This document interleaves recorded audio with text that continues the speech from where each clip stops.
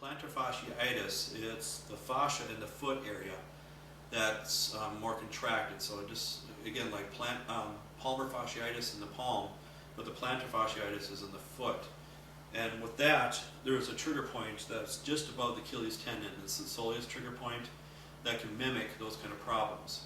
So that's an area you want to try to see if that's mimicking the kind of problems they're having.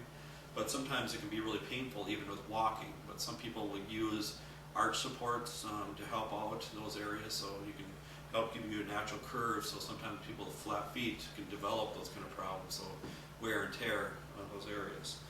But right for the calcaneus area, what you can do is you can kind of interlock your fingers and kind of squeeze the calcaneus area.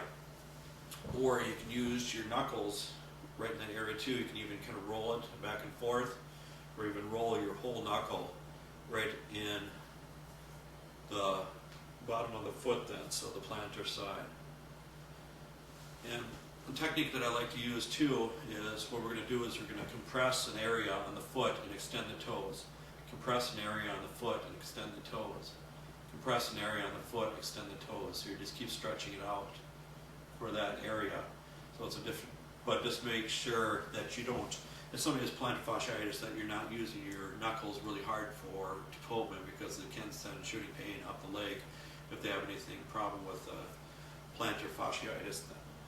But plantar fasciitis too, a lot of like snake bite works really good with that too. And you can even do a little hold, kind of a stretch out for somebody that has plantar fasciitis.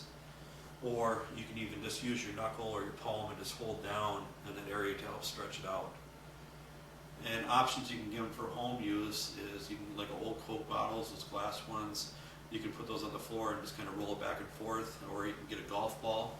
Works really good, but just make sure you're sitting down and using that with your feet then, so it's more beneficial. So don't have it and stand up, because you're more likely to fall then for those areas.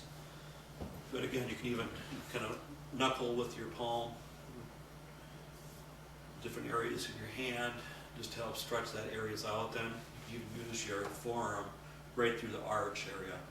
But this works a little bit easier to get more pressure if it's in the prone position, to get anything with the palm, the plantar side. And again, you can bring it up here and even get areas too with this. You can even move the foot around, but just see which way is a little bit more painful. So let's say after you're done treating it, 5 to 10 minutes later, go back to it and see if that same kind of area is more, giving them the same kind of problems then. So